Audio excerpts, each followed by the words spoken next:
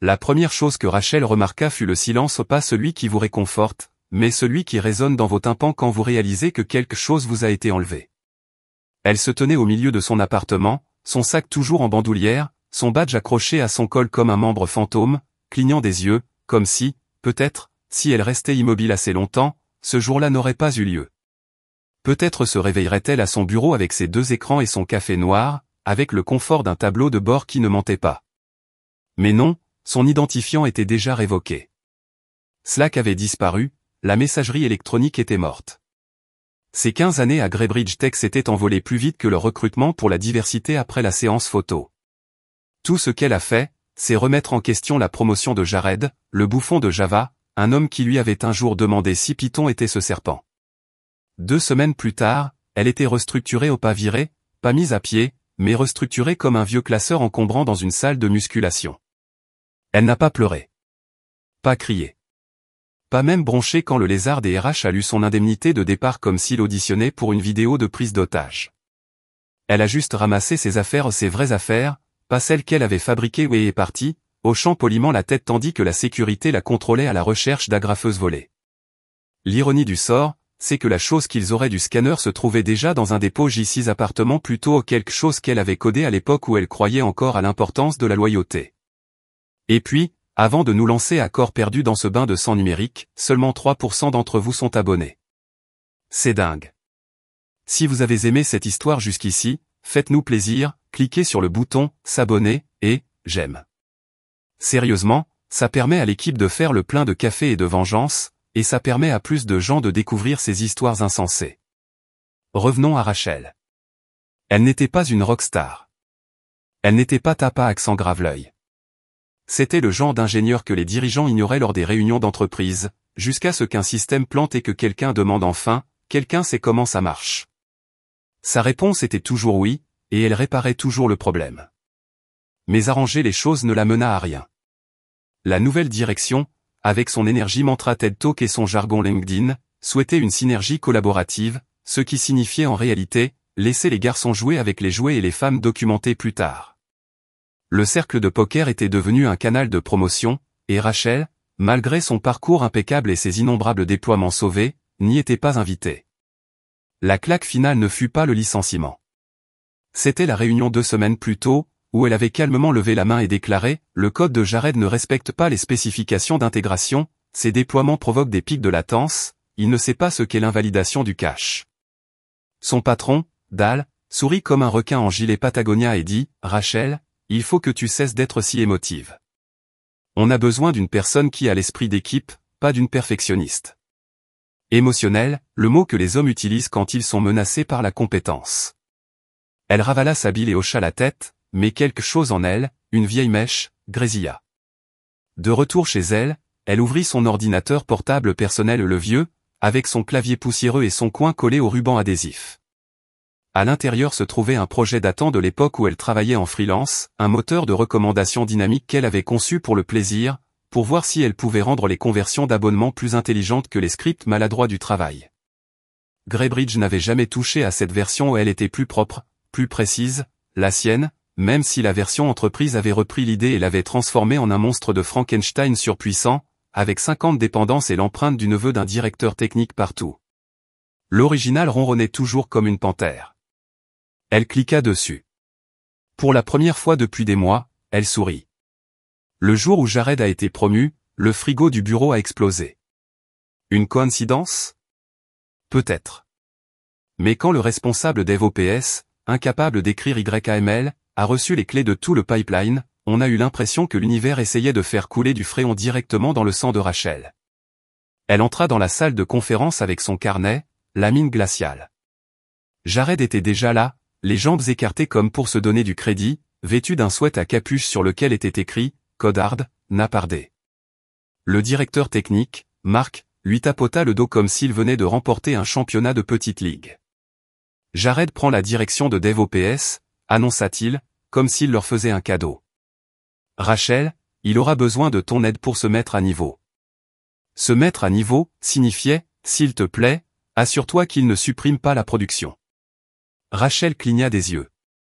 Tu veux que je le forme sur un système sur lequel il n'a jamais travaillé et que j'ai développé sous sa responsabilité? Marc lui adressa ce sourire performatif qui ne le quittait pas des yeux.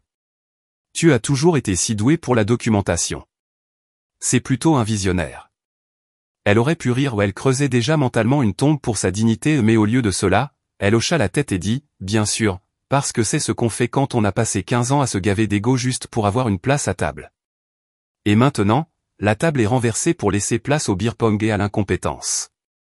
2 jours plus tard, elle a demandé un rendez-vous privé, juste elle et Dal, le vice-président de l'ingénierie, qui portait une montre connectée minimaliste et parlait comme s'il était constamment en train de présenter une start-up. Elle a exposé la situation calmement, graphique de latence, écart de couverture des tests, revue de code avec plus de signaux d'alarme qu'une fête foraine. Jared n'est pas seulement sous-qualifié, a-t-elle dit. C'est un handicap. Dal a écouté, s'est reculé et a dit, Rachel, c'est exactement le genre de négativité que nous essayons d'éliminer. Elle sentit sa mâchoire se contracter. Je souligne des risques vérifiables pour notre système. Vous êtes combative, dit-il, et c'était tout. Peu importe son calme, ses faits, sa politesse, peu importait. C'était-elle désormais le problème, l'émotive, la difficile, la femme qui refusait de sourire et de confier le travail de sa vie à la stagiaire accro à l'huile à barbe? Elle est rentrée chez elle ce soir-là et a commencé à tout documenter, messages Slack, pull request, compte-rendu de réunion. Elle a fait des captures d'écran des horodatages, archivé les différences de code, sauvegardé toutes les mises à jour qu'elle avait touchées au cours de l'année écoulée, puis a tout enregistré dans un fichier local intitulé « En cas d'idiotie ».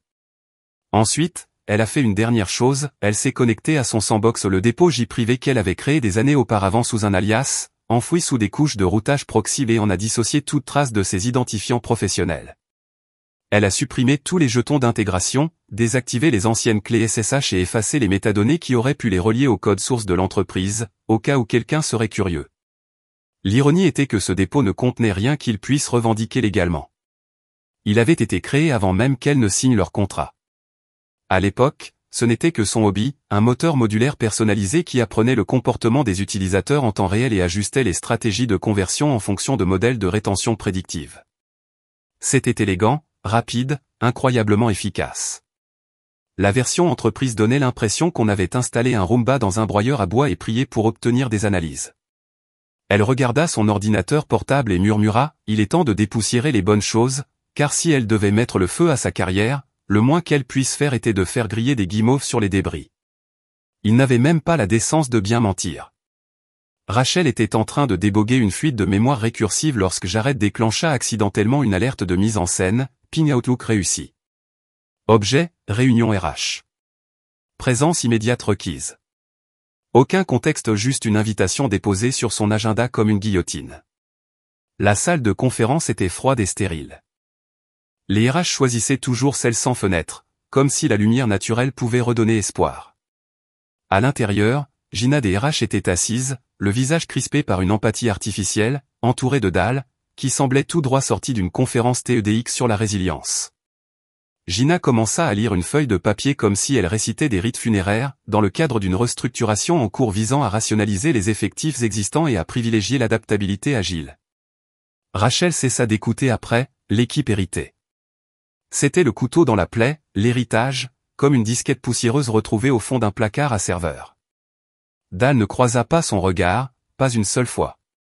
Il n'y eut aucune indemnité de départ au-delà de ce que la loi exigeait, aucun entretien de départ, aucune reconnaissance des années passées à écrire le code qu'ils utilisaient encore, ni des week-ends où elle effectuait des déploiements à 2 heures du matin juste pour éviter que les SLA des clients ne s'effondrent. 15 ans effacés par un mémo de 2 paragraphes et une poignée de main qu'elle ne répondit pas. Lorsque la sécurité la raccompagnait à son bureau comme si elle allait s'en prendre à l'équipe d'assurance qualité, elle n'a pas pleuré. Elle n'a pas claqué les tiroirs ni jeté les écrans. Elle a juste attrapé sa tasse, ses écouteurs et une petite plante grasse en pot avec une étiquette indiquant « Envie ». Personne ne lui a dit au revoir. Jared a évité le contact visuel comme si elle était contagieuse. Les stagiaires chuchotaient derrière leurs écrans, les yeux écarquillés comme s'ils observaient un fantôme. Son compte Slack était déjà désactivé lorsqu'elle a atteint le hall. Dehors, le froid la frappa comme un mur. C'était toujours Chicago, toujours gris, toujours plein de bruit, d'inconnus, de vendeurs de hot-dog et de gens qui ne savaient pas qu'ils croisaient une femme qui venait de tout perdre. Mais Rachel ne broncha pas. Elle rentra chez elle, retira ses bottes, ôta son manteau et se dirigea droit vers le placard du couloir. Derrière la pile de dossiers fiscaux et une boîte étiquetée « câble DVR que je n'utiliserai jamais », se trouvait une vieille poubelle en plastique. À l'intérieur, le disque dur était lourd, non seulement physiquement, mais aussi émotionnellement. Ce truc contenait la version originale, la vraie. Le moteur avant que les réunions, les revues de code et la culture collaborative ne le démantèlent. Elle le brancha. L'écran s'illumina de vieilles arborescences de fichiers, de prédicteurs comportementaux modulaires, de crochets de données légers.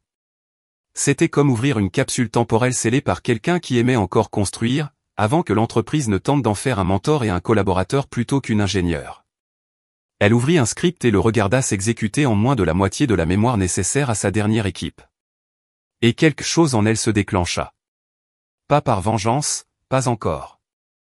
Ce n'était pas à leur sujet, pas vraiment.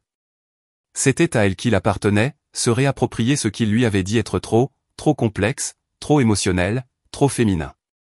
Elle s'est assise dans son fauteuil, sirotant du thé qui était froid depuis longtemps, et a murmuré à l'écran, rappelons-leur qui a construit cette fichue chose.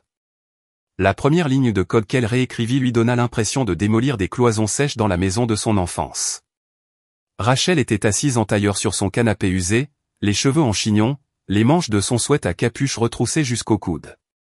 La seule lumière dans la pièce était l'écran de son ordinateur portable qui projetait un verre terminal sur son visage. Ce n'était plus du travail. C'était de l'alchimie, transformer la trahison en vélocité. La base de code était poussiéreuse, mais solide. Elle la connaissait comme sa poche. La version qu'elle avait écrite des années auparavant pour Greybridge, avant que leurs mains aseptisées ne s'en emparent, était propre, dynamique et élégante, pas de bibliothèque surchargée, pas de nom de variable TeamSpeak comme contrôleur de flux de collaboration. Juste une logique d'une précision extrême et des modèles de segmentation dynamique et mobile. Elle a procédé à un audit complet. Rien dans les entêtes ou les horodatages ne reliait l'entreprise. Tout était prédaté, présigné, d'occasion et légalement, moralement, numériquement, elle lui appartenait. Elle a commencé à faire le ménage. Tous les commentaires ont été réécrits. Chaque identifiant a été renommé, le prédicteur de correspondance utilisateur est devenu Orion, le démon du crochet d'essai s'est transformé en démon Crux. Elle a modifié la structure interne des répertoires, refactorisé les fonctions pour plus de modularité, remplacé la syntaxe obsolète. Le moteur qui fonctionnait autrefois au café et à l'optimisme fonctionnait désormais à la vengeance et à la précision brute. Elle ne s'embarrassait pas de sommeil de manière conventionnelle, seulement des siestes, des cycles de 90 minutes entre les sprints. Elle gardait un post-it au-dessus de son bureau sur lequel était écrit « 3 commis, puis repas. 5 commis, puis étirement. Coder ou mourir ». Le moteur recommença à fonctionner. Il ne se contenta pas de fonctionner, il s'adapta. Chaque cas de test exécuté réussit en quelques millisecondes. Chaque simulation de flux utilisateur claqua comme une montre qui se referme. Et vers le 4e jour, la véritable découverte la frappa comme une décharge électrique. Elle consulta les journaux de l'infrastructure publique de Greybridge. Rien d'illégal, juste des empreintes open source, des appels de version d'API, des métadonnées de webhook, des informations courantes. Sauf que ce n'était pas courant. Ils avaient déployé une nouvelle intégration partenaire 2 mois auparavant, une plateforme d'automatisation marketing directement connectée à leur algorithme d'abonnement. Une plateforme qui dépendait, sans le savoir, du framework qu'elle avait initialement conçu. Ce n'était pas un clone de son moteur. C'était son moteur, simplement gonflé et obscurci par des couches de contribution collaborative. Mais sous le vernis se cachait le squelette qu'elle avait transmis, la même logique prédictive, et même la même stratégie de financement qu'elle avait griffonnée sur une serviette en papier en 2015. Elle recoupait le comportement des webhooks, comparait les structures des paquets. C'était comme regarder quelqu'un se déformer et il en dépendait. Ce système n'était pas modulaire. Jared l'avait bricolé avec du ruban adhésif et des prières pleines d'espoir. Un seul modèle comportemental était arraché ou sous-performant, et tout le processus de recommandation se retrouvait bloqué comme une artère bouchée. Il n'y avait aucune redondance, aucune solution de secours. Autrement dit, si quelqu'un d'autre proposait à ses clients une version améliorée du même produit au plus rapide, plus élégant et plus fiable, ce ne serait pas seulement une menace, mais une véritable incitation. Les clients quitteraient le marché plus rapidement que les développeurs d'une start-up crypto après un avis de la SEC. Rachel se laissa aller dans son fauteuil, le cerveau bourdonnant comme de l'électricité statique. Elle n'avait pas besoin de saboter quoi que ce soit. Elle avait juste besoin de concourir. Et cette fois, elle avait le moteur et rien ne la retenait. Le message qu'elle avait envoyé n'était pas long, on continue à construire. On a du concret. On embauche toujours.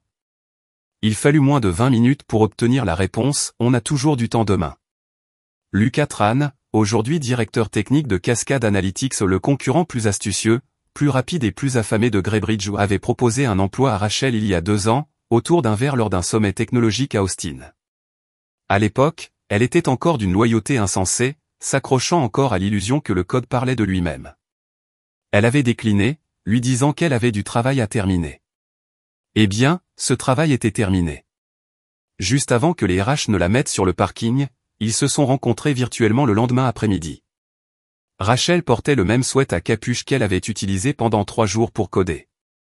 Lucas, fidèle à son image californienne, ressemblait à une publicité Patagonia avec une meilleure posture. Il n'a pas perdu de temps. Tu travailles sur ce que je pense que tu fais ? Elle pencha la tête. Définis ce sur quoi je travaille, selon toi. Il sourit. Quelque chose qui va faire une crise de nerfs à GreyBridge. Elle partagea son écran. 10 minutes après le début de sa démonstration, Lucas l'interrompit. Attendez, c'est le moteur comportemental dont vous parliez à Austin. Je l'ai reconstruit, optimisé et modularisé. Les hooks d'API sont désormais plus simples, plus rapides que tout ce que j'avais chez GreyBridge, et entièrement mien. Horodaté, versionné et juridiquement inviolable. Lucas se pencha en arrière en sifflant. Tu as été occupé. Les femmes licenciées le sont généralement. Il hocha la tête. Sérieux maintenant, Rachel, je ne vais pas faire comme si ce n'était pas un coup d'État. Tu sais sur quoi tu t'appuies. Tu ne fais pas que colmater une brèche dans notre système. Tu me passes une bombe nucléaire tactique enveloppée de code propre. Elle a attendu. Il a poursuivi, égalez votre dernier salaire et doublez vos stock options. Mais ce n'était pas ce qu'elle souhaitait. Vous voulez de l'autonomie. Vous voulez de l'impact. Alors voici la vraie offre, rejoignez-nous en tant que CTO consultant pour le déploiement ou une participation à la livraison. Et si vous souhaitez un poste après, nous vous en créerons un. Rachel ne sourit pas. Elle dit simplement, marché conclu, comme si elle commandait à déjeuner. De l'autre côté de la ville, GreyBridge commençait à transpirer. Des pics de latence affectèrent leur plateforme de conversion lors d'une forte augmentation du trafic matinal, d'abord un simple décalage de 2 secondes sur les moteurs de recommandation, puis le phénomène se propagea. Les clients commencèrent à déposer des tickets d'assistance. Leur plus gros client, une entreprise, leur envoya un email de type « Veuillez nous informer » avec des captures d'écran d'emplacement de recommandations vides en cours de paiement. Jared incrimina naturellement les API tierces, mais le directeur technique était plus avisé. Il ne pouvait pas l'admettre à voix haute, mais quelque chose dans la structure de leur système pliait pas encore cassé, mais s'orientait dangereusement. Ils ignoraient pourquoi. De retour chez elle, Rachel sirotait une boisson fraîche et regardait son tableau de bord s'illuminer tandis que les ingénieurs de Lucas commençaient à cloner son framework dans l'environnement de test de Cascade. Elle ne se battait plus pour conserver sa place à la table qu'elle avait contribué à construire. Elle retournait la table, commis après commis. La démonstration s'est déroulée à merveille sous une dose de caféine. Rachel a présenté Orion, son moteur rebaptisé, à l'équipe d'ingénierie senior de Cascade lors d'une réunion Zoom privée avec Lucas et 2 chefs de produit. Chaque module s'est parfaitement mis en place, prédiction comportementale en temps réel, segmentation adaptative, déclencheur de conversion optimisé à la milliseconde près. Temps de réponse sur un trafic simulé, demanda Lucas. Pic à 43 millisecondes, moyenne à 32, répondit Rachel sans détour. Et c'est sans compression. Quelqu'un a sifflé. Il n'avait pas besoin d'une autre réunion. Le contrat est arrivé dans sa boîte mail 2 heures plus tard. Elle l'a lu mot par mot, puis l'a envoyé à un avocat en qui elle avait confiance, un ancien sous-traitant spécialisé en droit de la propriété intellectuelle et en start-up motivé par la vengeance. Il lui a donné le feu vert, propre. Chaque horodatage, chaque journal de validation, chaque morceau de code d'Orion datait d'avant son embauche chez GreyBridge. Le code qu'elle avait écrit dans l'entreprise était Frankenstein. C'était du pur sang. Légalement, moralement, techniquement, elle était hors de danger. Pourtant, une pointe de paranoïa la tenaillait encore. Elle passa une soirée entière à fouiller dans les sauvegardes, à comparer les bases de code, à éplucher les métadonnées comme si elle se préparait pour un procès. Une partie d'elle imaginait l'équipe juridique de Greybridge défoncer sa porte en longs tranches, hurlant à la rupture de contrat. Mais plus elle fouillait, plus elle en était certaine, il ne possède rien de tout cela. Pourtant, elle dormait avec son téléphone sous son oreiller. Puis est arrivé le courriel objet, une seule ligne. Je ne vous ai pas prévenu, mais Dahl vous accuse. 6 juin, une capture d'écran d'un message Slack provenant d'un canal d'ingénierie privée chez Greybridge, Dahl, son ancien supérieur, en mode « contrôle des dégâts ». Les anciens déploiements de Rachel ont dû introduire des failles persistantes. Nous vérifions son code hérité. Elle fixait l'écran, la mâchoire serrée. Code hérité. Elle n'avait pas touché à ce moteur depuis 6 mois. Elle n'y était même pas autorisée, Jared lui avait interdit l'accès à la production 2 semaines avant de la licencier. Et pourtant, Dahl était déjà en train de semer le trouble. Rachel est partie, mais ses empreintes digitales sont toujours responsables. Un classique du ghosting d'entreprise, hanter les employés, puis piéger le fantôme pour des vitres cassées. Elle faillit rire. Presque. Ce n'était pas seulement de la lâcheté, c'était de la stratégie. Dahl posait les bases, accusait la femme, présentait le système comme fragile à cause de sa dette technique. Si les bugs s'aggravaient, ce qui allait arriver, il fallait bien que quelqu'un intervienne. Elle a transmis l'email à Lucas. Il a répondu en 2 mots, déployer plus vite. Et c'est ce qu'ils ont fait. La migration était prévue pour ce week-end. Les ingénieurs de Cascade ont travaillé de longues nuits pour intégrer Orion à leur environnement de production. Sa boîte de réception s'est remplie de tickets marqués, résolus, plus vite qu'elle ne pouvait les archiver. Lucas lui a envoyé une photo de leur tableau de bord interne. Les tests A/B ont montré une augmentation de 19% de la fidélisation client dans tous les groupes de tests. Rachel n'a pas fermé l'œil de la nuit.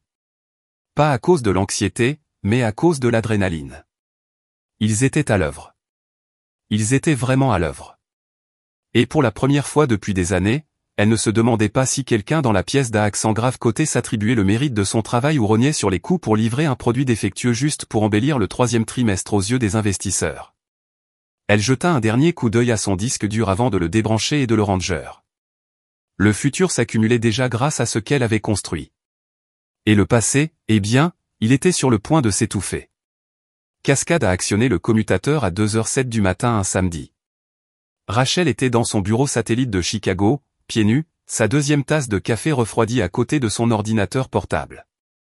Le créneau de déploiement était serré, 3 heures d'arrêt planifiées pour migrer les systèmes critiques. Mais Orion n'a pas branché. Les journaux du serveur étaient propres. L'utilisation de la mémoire avait été divisée par 2. Les taux d'erreur étaient inexistants. À 14h14, le trafic en direct a commencé à affluer. À 14h38, les taux de conversion ont commencé à grimper en flèche, pas en chute libre, ni en hausse, mais en flèche. Les tableaux de bord en temps réel se sont illuminés comme des machines à sous à Las Vegas. Le flux de paiement mobile a bondi de 22%. La plupart de vos goulots d'étranglement proviennent d'incohérences de traduction en cascade entre les structures de fichiers en amont et les confirmations de conformité en aval. Vous corrigez manuellement ce qui devrait être prévalidé au point d'origine. Il s'est assis confortablement, le genre d'attitude qui signifiait que l'on repensait complètement sa vision du monde. On a soigné les symptômes, on n'a pas résolu le problème. Ce n'est pas rare, ai-je dit avec un sourire d'une humilité à faire tourner le lait. Beaucoup d'organisations se heurtent à ce mur. L'infrastructure existante s'étend par couches, tel le grenier d'un accumulateur. Notre processus ne fait que dégager la voie. Il m'a regardé fixement, puis a ouvert une seconde fenêtre. J'ai entendu des bruits de frappe furieux, probablement des chiffres internes, des projections de coups, ou peut-être simplement un claquement de clavier de joie. Dans quelle mesure est-ce évolutif ? La modularité par conception. Le brevet protège à la fois le flux logique et le cadre de préautorisation, de sorte que personne d'autre ne peut y toucher sans déclencher une violation de licence. Il s'arrêta de taper. Vous avez déjà déposé le brevet. Provisoire et utile, dis-je en brandissant un dossier contenant la confirmation du dépôt, comme des photos de bébé. Et c'est là que ça s'est produit, que j'ai ressenti ce changement, ce tremblement silencieux sous le plancher. Soudain, Russell ne cherchait plus un fournisseur, il cherchait un levier, une bouée de sauvetage, un moyen de remettre tout le pipeline de Northwind sur les rails sans avoir à supplier les développeurs internes de corriger les choses avant le 4e trimestre. À quelle vitesse pouvez-vous mettre cela en œuvre? Ce n'est pas nécessaire. C'est une technologie sous licence. Nous fournissons le framework et les clés d'intégration. Vous l'installez de votre côté. Pas besoin de préparation interne. Il se frotta la tempe. Bon sang. D'accord. D'accord. Quel est ton tarif? J'ai donné un chiffre si élevé que j'ai failli m'étouffer. Il n'a pas scié, il a juste dit, envoyez le contrat. Je l'avais déjà prêt, rédigé, signé numériquement. J'ai appuyé sur « Envoyer » et la signature électronique est arrivée, accompagnée de mes initiales et de mes notes de bas de page. Northwind disposait désormais d'une licence exclusive de 5 ans avec renouvellement automatique, clause de pénalité en cas de manquement et obligation de notifier tous les fournisseurs des nouvelles normes dans un délai de 2 semaines. Autrement dit, l'équipe de Mark serait légalement contrainte de se conformer, sous peine de perdre le contrat. À la fin de la réunion, Russell hocha la tête, presque avec révérence. Excellent travail.